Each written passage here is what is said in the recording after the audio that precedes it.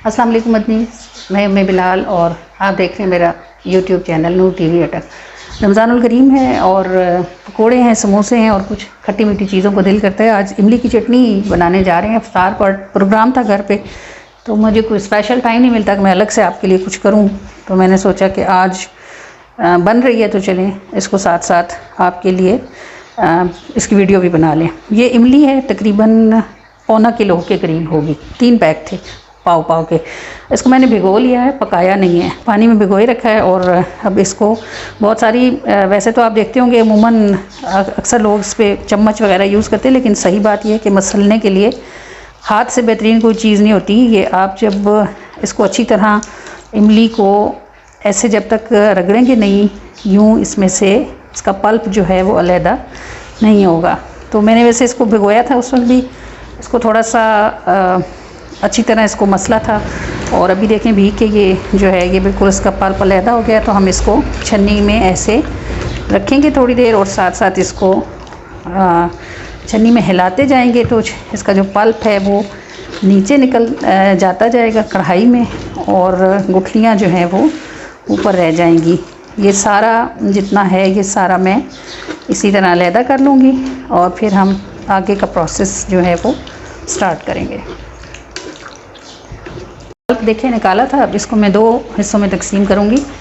एक हिस्से को हम चाट के लिए प्रिपेयर करेंगे और एक हिस्से को हम समोसों वगैरह के साथ और रोल्स के साथ और कचौरियों के साथ खाने के लिए तैयार करेंगे।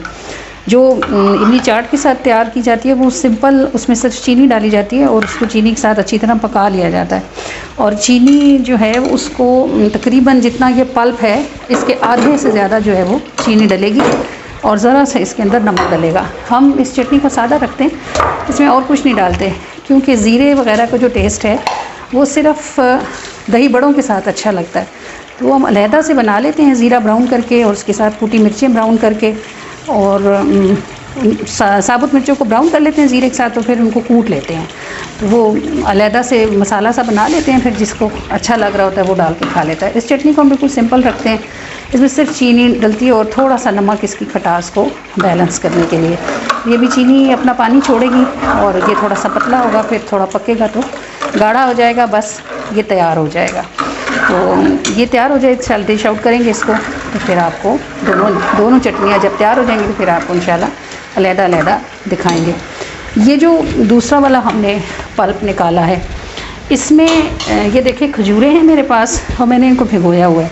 इन खजूरों को मैं अभी छीलूँ, दरमियान में से इनकी गुठलियाँ निकाल दूँगी और ये जो खजूरों का पल्प, ये खजूरें जो बग़ैर गुठलियों की होंगी, इनको हम ब्लेंडर में डाल के इसको अच्छी तरह ब्लेंड कर लेंगे। खूब बिल्कुल इसका एक थिक सा बैटर बन जाएगा।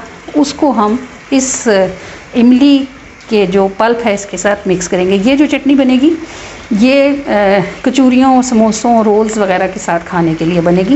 ये निस्बतन कम खट्टी होती है, खजूर डलने की वजह से इसका जो खटास होती है वो बैलेंस हो जाती है। इसमें अगर आप शक्कर डालें तो इसका टेस्ट बहुत शानदार होता है और अगर शक्कर ना मैसर हो तो इसमें चीनी भी डाली जा सकती है। बस इसके इंग्रेडिएंट्स भी यही हैं। इमली का पल्प है, इसमें खजूर है और इसमें चीनी डलेगी और थोड़ा सा नमक भी डलेगा ताकि इसकी खटास को काउंटर किया जा सके। अभी ये तैयार होता है, मैं फिर आपको इंशाल्लाह डिश आउट करती हूँ तो आपको दिखाती हूँ। फिर ये मदीस जो मैंने खजूरें भिगोई हुई थी, ये मैंने उनको ब्लेंडर में डाल के खूब अच्छी तरह ब्लेंड कर लिया हुआ है। ये देखेंगे स्मूथ सा एक हमें पेस्ट मिल गया है खजूरों का। और ये साथ इमली थी। अभी हम इन दोनों को मिक्स करेंगे और इनको पकाएंगे और इनके साथ चीनी डालेंगे। तो ये जो चटनी होगी ये फिर हमारी, अभी इसको साफ़ कर लेंगे और इसको भी मिक्स कर लेंगे और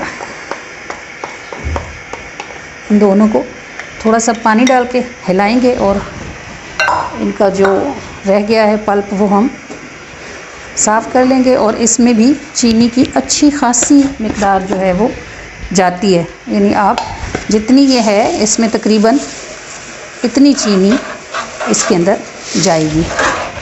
अभी हम इसको पकाएंगे और ये थोड़ी सी थिक हो जाएगी।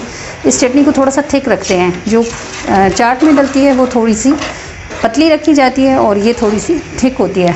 कलर चाट वाली चटनी में मैटर नहीं करता, क्योंकि चाट वाली चटनी को आप मिक्स करते हैं दही के साथ, और वो दही के साथ मिक्स होती है तो फिर उसके कलर का मसला नहीं होता। इस चटनी को थोड़ा सा कम ब्राउन हो तो लुक वाइज अच्छी लगती है।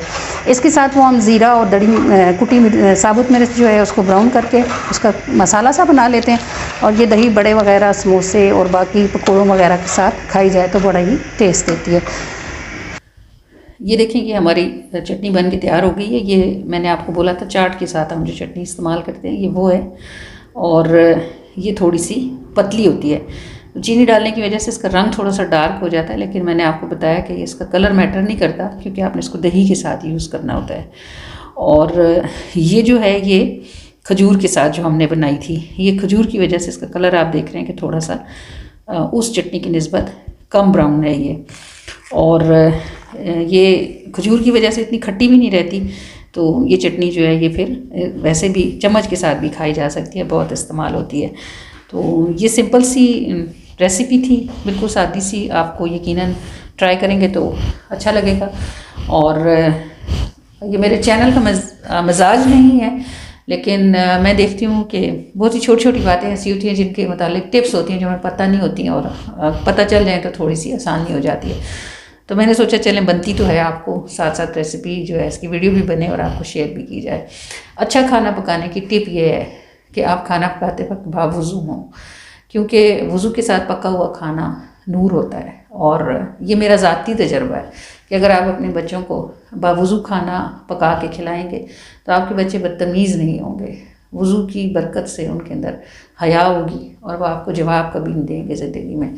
आजमाइएगा, इंशाल्लाह आप इसको बड़ा बेहतरीन पाएंगे। अपना बहुत ख्याल रखिएगा और अपने इस चैनल का भी। अस्सलामु अलैकुम रहमतुल्लाहि व बरकातुहू।